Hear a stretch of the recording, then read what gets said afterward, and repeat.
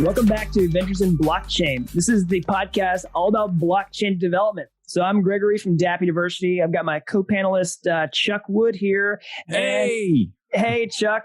We've also got a guest on today. So I've got Clement from Kleros here to talk about what he's working on. So welcome to the podcast, Clement. Thank you. One of the biggest pain points that I find as I talk to people about software is deployment. It's really interesting to have the conversations with people where it's, I don't want to deal with Docker. I don't want to deal with Kubernetes. I don't want to deal with setting up servers. I don't, all of these different things. And in a lot of ways, DevOps has gotten a lot easier.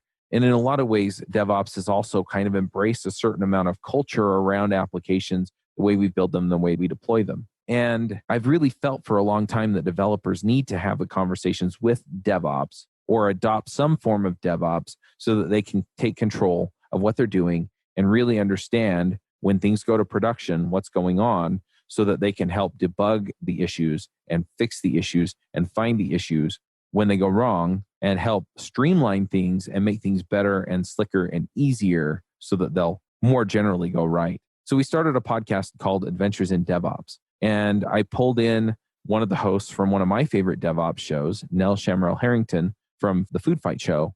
And we got things rolling there. And so this is more or less a continuation of the Food Fight Show where we're talking about the things that go into DevOps. So if you're struggling with any of these operational type things, then definitely check out Adventures in DevOps. And you can find it at adventuresindevopspodcast.com. So I'm Clement. I work with Kleros on creating a dispute resolution system for smart contract. So Kleros is now live for around a bit more than 1 year. And the problem that we are solving is when you make a smart contract, if you only refer to on-chain assets, that's easy. You can just create rules and the contract will execute as expected.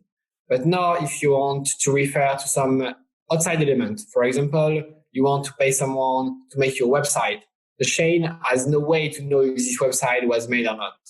So if you use a system like Kleros, you can put some money in an escrow contract, pay someone to make your website, and if the website is not made, you can ask your money back. And if the freelancer says, no, this was made, now you have a dispute and you need to solve it. And Kleros is a dispute resolution system to solve this kind of dispute. So here I gave an example of an escrow dispute. We're going to have some curated list dispute. So you want to have a blog where people can publish articles, but you want to have some editorial policy.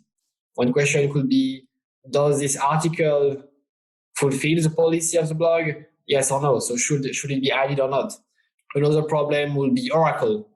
Now you want to make some derivative contract on the price of ETH, but you have no way to know how much one ETH is worth in dollar on chain. So in this case, you could have a question which would be, what was the price of ETH at this particular time? And people might give different answer. And again, you need a way to solve the dispute about it.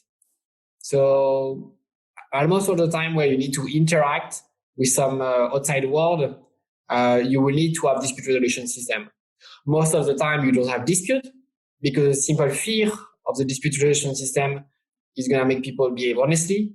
But system should be there for when people are dishonest, or sometimes even honest people may have disagreement on how to interpret the rules.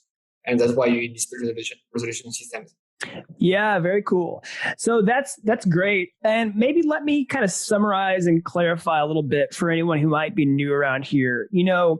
Smart contracts are a really awesome part of blockchain, right? Where you can basically create a digital agreement that when something happens, here's an expected result. It's going to happen in a very trustless and decentralized way. And, one of the really early, smart contract use cases that took off was, ICOs, for example. And that's a very simple use case where you literally just pay cryptocurrency, which is native to the blockchain, and you get something else, which is also native to the blockchain, which is a new token, right? Something like on Ethereum. And it's going to all be handled by smart contracts without really anyone having to do anything else. And that's what you kind of talked about at the beginning, which is like, this is something that's all handled quote unquote on chain, on the blockchain without really any need for any outside information. But some of the other scenarios which you brought up, like, hey, I want to create a blockchain escrow service that's, working for like a freelancer or something like that. And I want to know, did this freelancer deliver this project, right? Or I want to create a derivative smart contract to, speculate on cryptocurrency prices, but I don't know what the price of Ethereum is from all these other exchanges. I need information outside of the blockchain.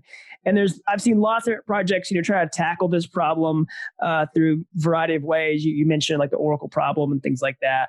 So I'm really excited to hear about how you're doing this at Kleros. Maybe you want to kind of give me a brief overview of what your all strategy for handling this kind of thing is, maybe in the example of the escrow that you mentioned. I also want to point out that I used to be a contractor, and where was this when I was around? Yeah, totally.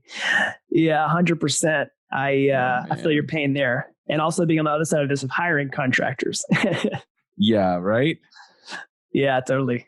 So yeah, Clement, tell us about that mechanism. Like, how are you all solving this problem of handling off-chain information? Maybe in the example of like the escrow service that you mentioned. So in this case, if you have this party which is gonna pay a freelancer upon delivery of a website, and they don't agree on whether the website was delivered to the specification, they would have to put a deposit.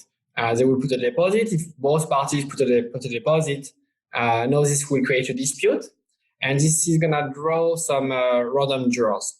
So to be drawn as a juror, you have a token, which is a PNK that you can stake, and one token is one chance to be drawn. So for example, we'll draw 3 tokens, and if one of those tokens is yours, you're gonna be a juror in the case. You have some incentive to vote honestly, because if you vote coherently with the final result, you're gonna get some arbitration fees, and you may get some tokens. But if you vote incoherently with the final result, you're gonna lose some of your token. So that's a system which is inspired by a sharing coin mechanism. You have multiple people, they cannot really coordinate, and they have to give the same answer as most of the other people. So the answer that they can focus on is the focal point, and in this case, it will be honesty. So if the website is done, other people are probably going to vote that it's done. And so if I want to be rewarded, I want to also vote that it's done. Right. So that's one of the basic of the system. And instead of doing that by asking everyone to vote on everything, which will not be scalable, we just draw a subset of people who are going to vote on this dispute. But because we want to have the resistance of the whole system for every dispute, there is some appeal mechanism. So imagine we have 3 jurors at the beginning, and one party managed to bribe 2 of them, and then they vote that the website was not done, even if it was done. Now, party can put additional deposit, appeal, get more jurors, which are going to give a new ruling, and jurors are going to win or lose token and ETH, depending of the final result. So they need to be coherent sometime with some result of jurors which are not already known yet. So all of that is made to make a collusion hard. And at the end of the day, if you want to have a bad result in Kleros, you will need to bribe or corrupt most of the token holder. And if it was the case, you would basically have destroyed the system, because people, they don't want to have their contract arbitrated by a bad dispute resolution system. So they will probably use another system, which would mean that the value of the coin of the system, the PNK, would be really low. So as a token holder and as a juror, you have on the first level some incentive to be honest, because you want to be honest with, you want to be coherent with other people, which are more likely to be honest than dishonest. And at the upper level, when everyone is voting, basically, the system has an incentive to be honest, because if it stops being honest, it will lose its flow of arbitration fees, and so the token will lose its value. So you have those 2 kind of incentive, which overall makes the system to avoid bribing in dispute resolution systems. Yeah, very cool. So it sounds like what you're talking about is it takes the dispute mechanism away from a centralized platform, or maybe there's some sort of admin just saying, "Hey, this was finished or it's not," and it accomplishes it more in a decentralized way, where there's a jury system, like you talked about, that's sort of selected randomly from the community, and these jurors are the ones that actually decide on the dispute. Is that correct? Yeah, it's correct. So you could have some like centralized system where, like, if you are, I don't know, if you're on Facebook, for example, and you make some posts and someone is reporting the post for violating the term and condition, you will have some employee of Facebook or a subsidiary of Facebook who's going to decide whether to keep or to remove the post. If you're on eBay and you buy some product and you say the product is not to specification, you will have some eBay employee which at some point is going to decide to refund you or not. Right. But now, when you really want to make the centralized system, you cannot have this centralized party which are going to solve the dispute. You need another mechanism to do so. And Kleros is providing a decentralized way to solve the dispute, which were usually solved by the central operators. That is really cool. I Yeah. just have to say. So how does all this get implemented on a blockchain then? I mean, couldn't you just, I could see ways to do this without having a decentralized / blockchain, focused system. So why the blockchain, and how did you actually build it onto the blockchain? So first, you want to verify that the system is operating correctly. So if you were not to make it on the blockchain, you will have an operator which could be bribed that Yes, fair. you need to trust. And second, you want to have the result enforced automatically. So when you have this kind of escrow contract, and if the result is the website was made, the funds in the escrow contract are automatically going to be paid to the freelancer. Uh-huh. If you have this curated registry, so we currently have a curated registry which are verifying information about tokens on Ethereum, and some item is added to this registry. And the result of the dispute is this item is correct, it can be added to the registry. The item is automatically added to this registry with Freelancer, which is an Oracle system using Kleros. It's Oracle is arbitrator agnostic, so it could use other arbitrator too. That's an Oracle that you can use using Kleros. You can ask a question, and if there is a dispute, Kleros juror can give the answer, and then the answer is automatically readable by other contract which rely on this answer to execute.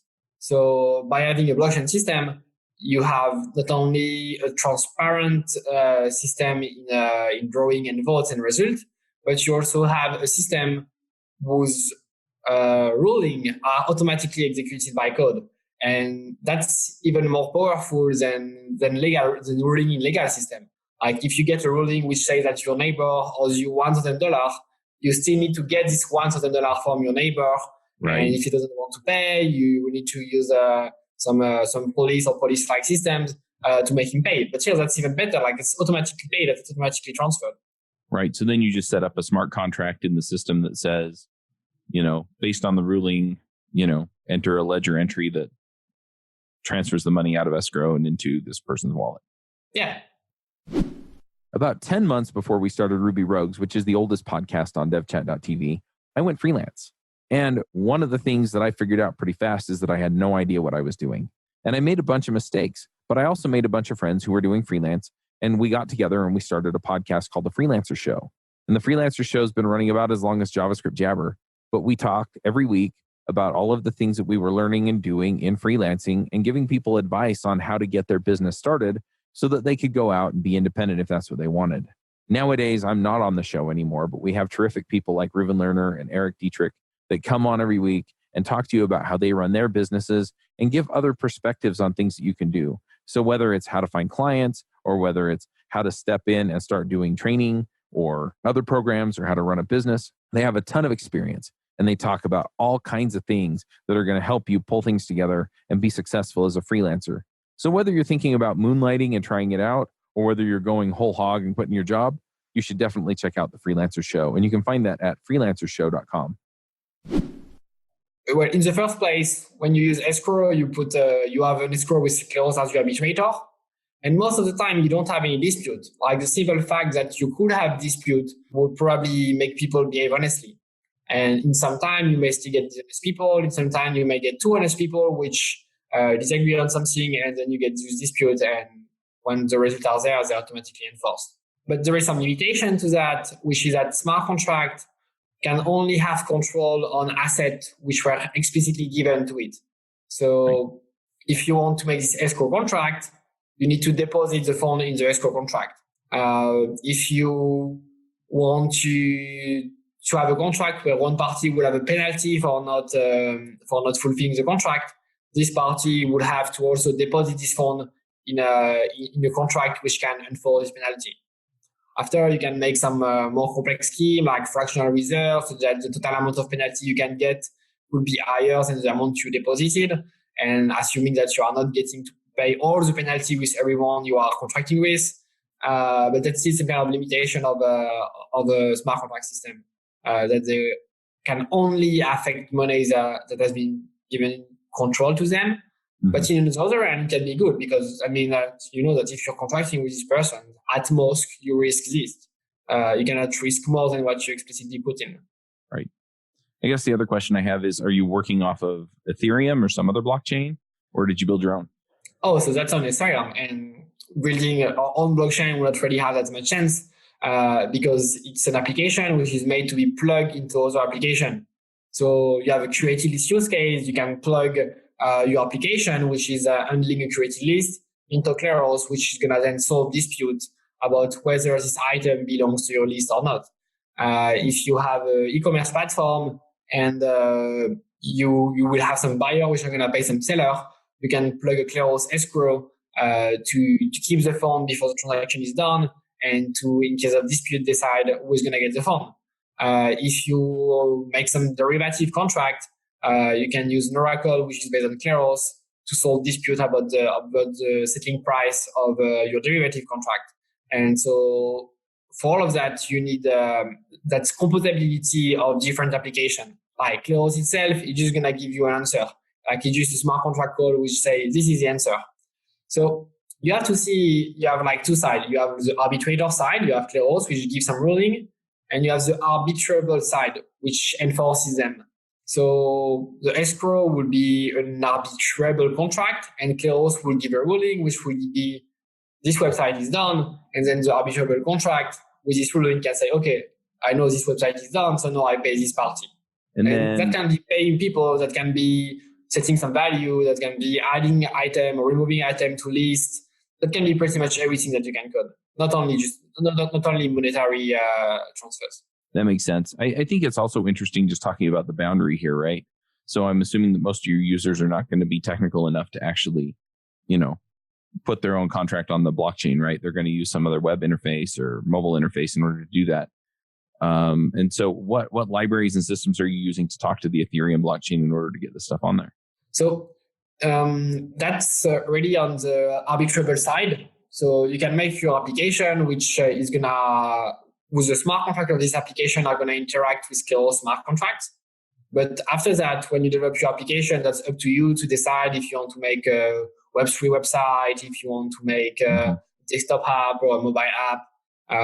You can make pretty much everything as long as you can interact with Kleros contract one way or another. Oh, I got you. So you're just building the infrastructure then, and then people can build on top of your system to build the arbitration systems? Oh, so like Kleros is in itself an arbitration system. Right. But there are, like Kleros, it's an arbitrator part. You have the arbitrator part and you have the arbitrable part. So we build the arbitrator part, which is giving ruling. But for your use case, you probably want to do something with this ruling. So if you have an escrow use case, you want to transfer funds. And that we build some sample contract. So if you just want to transfer fund, you will come to us and we will say, oh yeah, we already built that, you can use it. But now if you want to do something more exotic, you may have to set up some contracts which are specifying what this contract should do when it gets this particular kind of ruling.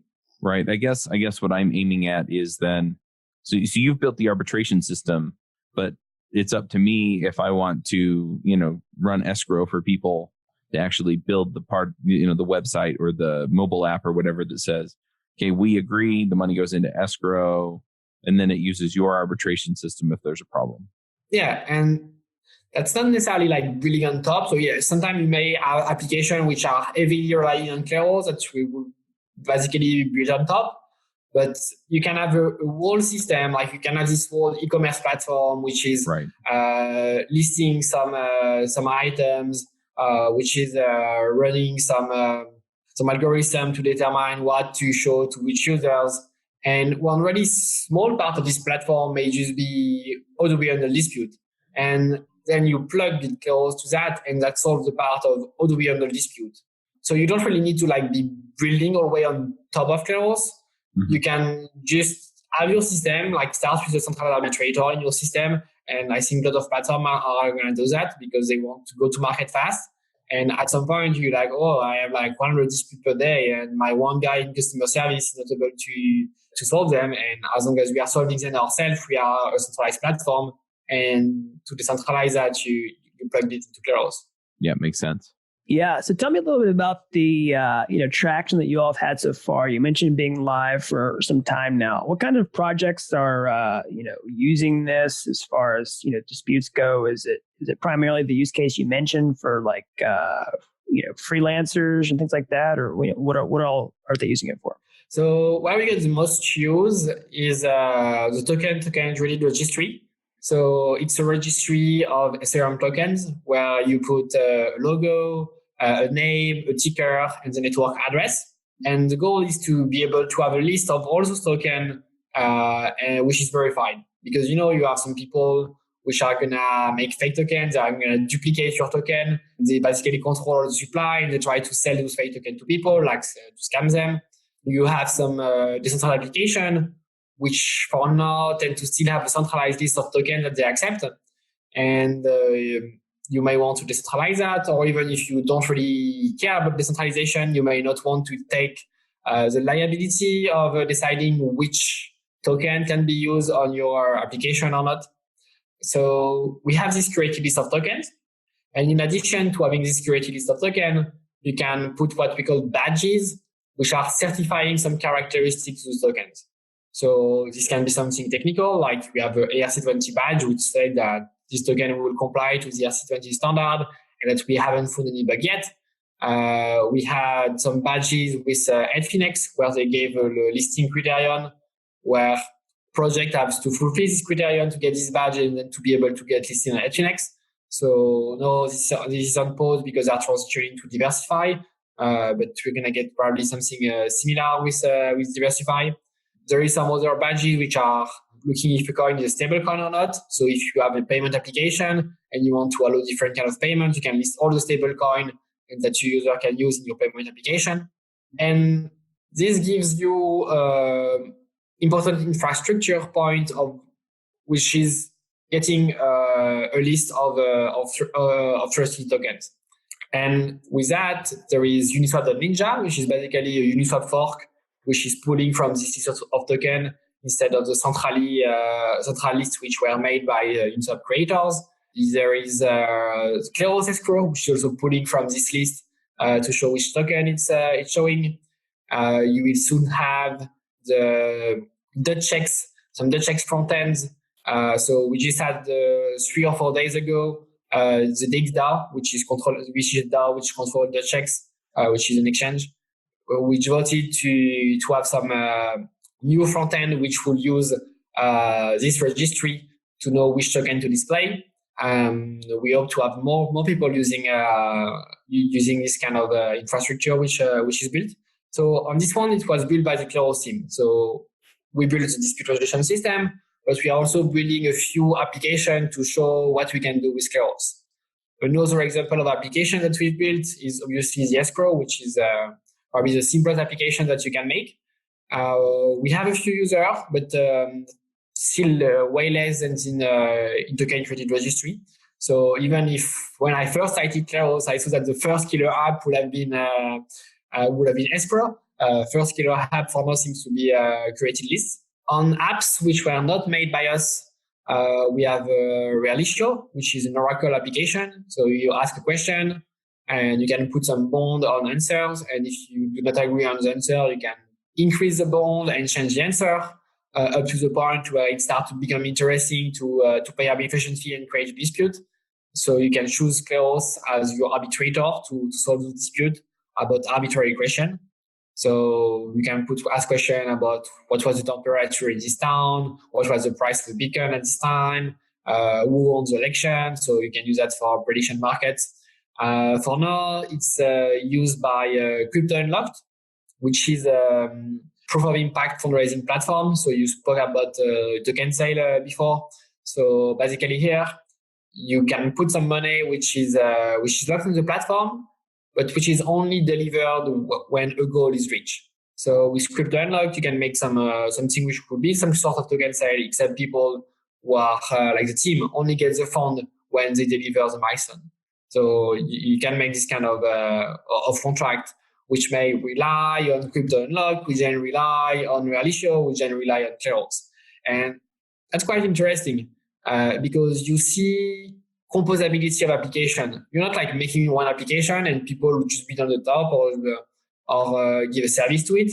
You make some application which are connected to application, which are then connected to application. So you get some people to use Kleros more or less directly. And that's really how we see the ecosystem growing. Like for now, it's perhaps half of the application is some stuff which are made by the Kleros team. But the goal is to have way more application which are plugged by other parties which need to solve dispute in their particular systems. A couple of years ago, I put out a survey asking people what topics they wanted us to cover on devchat.tv, and I got 2 overwhelming responses. One was from the JavaScript community. They wanted a React show. And the other one was from the Ruby community, and they wanted an Elixir show. So we started both. The React show, though, is React Roundup. And every week, we bring in people from the React community, and we have conversations with them about React, about the community, about open source, about what goes into React, how to build React apps, and what's going on and changing in the React community. So if you're looking to keep current on the current React ecosystem and what's going on in React, you definitely need to be checking out React Roundup. You can find it at reactroundup.com. Yeah, very cool. I have a question about something, and curious if you have any thoughts on this or the feasibility. I was thinking about escrow the other day, and one of the big drags of escrow is from the employer's perspective, or the person who's paying out the escrow, is that they have to lock money up for a certain amount of time that has to sit there. They can't do anything with it. Do you see an opportunity here to improve the escrow model on the blockchain with new protocols like Compound or something like that are actually accruing interest as people lock money into a contract for a certain amount of time? Yeah, so you could use CDI. Right. I don't think CDI is on the registry, but you can just add CDI on the registry, and then you will be able to use it on the Kleros escrow. So you don't need to ask permission for everyone. You just need to find a logo for CDI. I mean, there is a logo for CDI. Submit the rest of CDI on the token registry. Certify that it's ERC20, and then people will be able to use it on the escrow. Yeah, very cool. That's how it works. And you see multiple applications relying on Kleros, which are also interacting with each other. So again, more compatibility. Yeah, totally. And maybe I'll just clarify that for anyone who's listening who may not quite understand what we're talking about here. So one way that I see, blockchain gaining adoption, everybody's kind of talking about decentralized finance and all that kind of stuff. So I'll explain kind of the incentive here. The incentive is, I either run a business or I'm an individual and I have money sitting in a bank account that's getting no interest, essentially, right? And then if I want to go pay somebody in escrow, it makes that problem worse because I have to take this money that's getting no interest already that I could potentially use for something else that could bear interest and put it in an escrow account for something I want to pay for at some future date. Might be a short amount of time, might be a long amount of time. But there's already these incentives for people to go hold money in stable cryptocurrency even that's going to gain an APR, right? That's actually going to gain interest over time just by putting it in a different place than it was before. Now, this seems to be an opportunity where you can improve the escrow model and even incentivize people to use blockchain escrow services where you want to pay for something. Well, say it locks your money up for a month, 2 months, 3 months, maybe a year. I know people who bill out of escrow accounts over a year's amount of time. So what if you lock money in an escrow account for a year, and it gained, X% interest over that amount of time as it was being, withdrawn on the other side as milestones were being hit and things like that. I could see something like that really have a strong incentive to use a blockchain-based solution versus a centralized, traditional legacy financial system for something like this. Yeah, and you can just do it now. Like that's just a payment with another kind of token. Everything is there. Yeah. So just totally. register CDI and pay some people with CDI using the escrow. Yeah, totally. Awesome. Chuck, do you have anything else that you are curious about? Nope. This is all really interesting though, and I definitely want to see it in action. So. Yeah, very cool.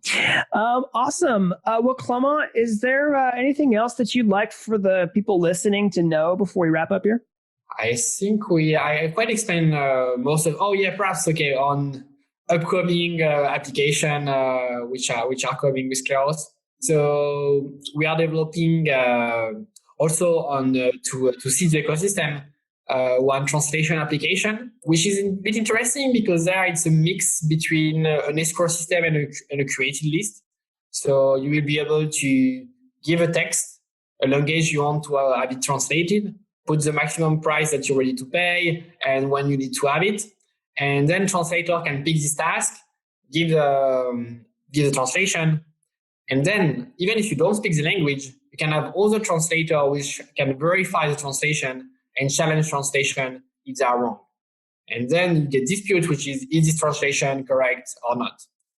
In other quite exciting app, which we will disclose, will be proof of humanity, where the goal is to have a list of verified humans. And basically, it's to avoid a civil attack. Like if you want to give UBI, Universal Basic Income, you want to make a coin that you mint, and you give every human 1 of these coins every day, how do you prevent people from registering 1,000 times to get 1,000 coins? So you want to verify human identities. So on this app, you will put like a small sign, you will write your address, you will show it, and you will submit that. And then people can verify that this small video of you is correct. It's effectively a human and not just some computer-generated avatar. And that is not already present in the human database. So that's to avoid civil attack. So that's the two most exciting, I would say, apps that we are working on Kleros right now. Yeah, very cool. So if anyone listening wants to go check out Kleros right now, or they want to start building with it, or they want to see the token registry that you talked about, or even find out more about you, where can they do that? So you can look everything from Kleros.io. So you will see, you will have a menu. You can see most of the dApps. So you can look on tokens.kleros.io, which is the token registry. You can look on escrow.kleros.io, which is the escrow system. If you want to see the Oracle, you can go on realit.io, which is the Oracle, which you can select Kleros as your arbitrator. What else? If you want to look at a dApp which is using this Oracle, you can go on Crypto Unlocked by WeTrust. If you want to look at an exchange which is using the registry, you can go on uniswap.ninja. And I think I have it all, but sorry, so much stuff coming, so I may have forgotten people. Sorry for them. Yeah, very cool. We'll be sure to put some links down in the description for all those. Yeah, and then are you on Twitter, or do you have a blog or things like that? Yeah, so you can follow me at CLESAEGE on Twitter. But you can look, or you can just type Kleros blog, and you will see what's going with Kleros. Yeah, and Kleros is KLEROS. For those should also be in the show notes. But yeah, just to be sure. Yeah, totally. And then on the devchat.tv shows, we typically end with picks, and I thought that it would be fun to start doing them on this show as well. And so, yeah, I mean, generally people just pick stuff that they like. So I'm going to throw a few picks around. One of the picks that I have, just to get us started and kind of give you an idea of how this usually goes, I've been reading a book called All In, And it's a business book. It talks about building culture in your business. And it's been really interesting to just kind of see how different companies like American Express and they've listed a number of companies there. And it's like, yeah, see, in this division, they do these kinds of things and it builds this kind of a culture. And, and it talks about transparency and the business and, camaraderie and all of the things that you're trying to build on a team. And anyway, it's a terrific book. I've really been enjoying it. And then another pick that I have, my wife and I have been watching this show for a while now. And we actually were watching it on Netflix and, we got the notification there are more episodes and we're like, oh, great, there's another season up. It's The Blacklist. And I can't remember what network it's on, but it's got James Spader. And this is the first show I've seen the woman on that is kind of the main protagonist. And so I don't actually know her name because I really generally don't care about who actors and actresses are. But if I've seen them enough times, then I'll be like, okay, who is that guy or who is that lady? So anyway, it's a terrific show. And they go catch like these international criminals. And but he's an international criminal, and so it's kind of fun to watch and see some of the clever machinations that he comes up with as far as how he builds his little empire by working with the FBI, right? So he always has some angle on it. It's a fun show. So we've been enjoying that. I think we're getting toward the end of season 3, and I think there's 6 or 7 seasons out. So anyway, I've been enjoying that show. So there you go. Gregory, do you have some things you want to pick? Some picks. So what's fresh on my mind? So we just added a new member to our family. So that's kind of really all I'm thinking about outside of working. So we've done that 5 times. You're going to pick sleep, right? Yeah, I'm going to pick sleep. I'm going to pick sleep. I'm going to pick hiring a moving company to do everything for you because that's what we're also doing right now because we're moving right after having a new baby. Highly recommend hiring moving companies. It's awesome. Yeah, I don't watch a lot of TV. So whenever I do watch TV, sometimes I just like watching things I watched a long time ago and haven't seen in forever. So I started rewatching some of the American version of The Office, when we're up late, just so funny. Making sure that a baby goes to sleep. That's kind of what I've been doing.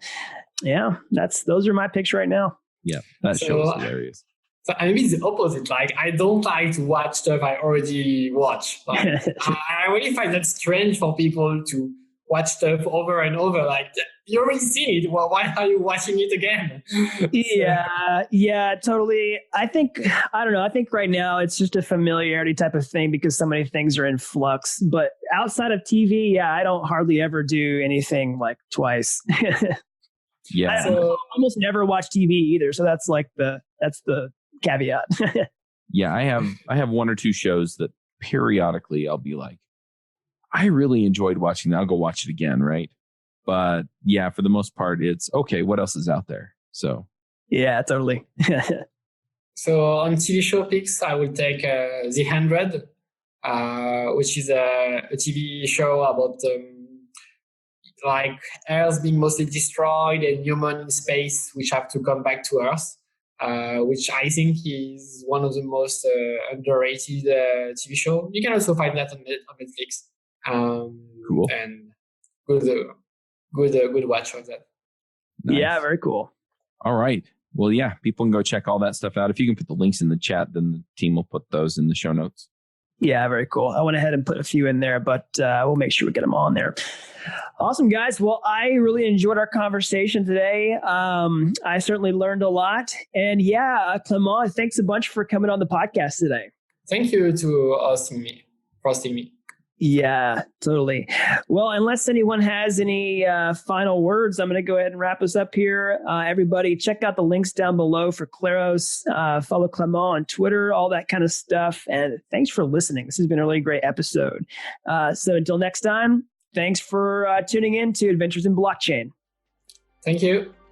Bandwidth for this segment is provided by CacheFly, the world's fastest CDN. Deliver your content fast with CacheFly. Visit CacheFly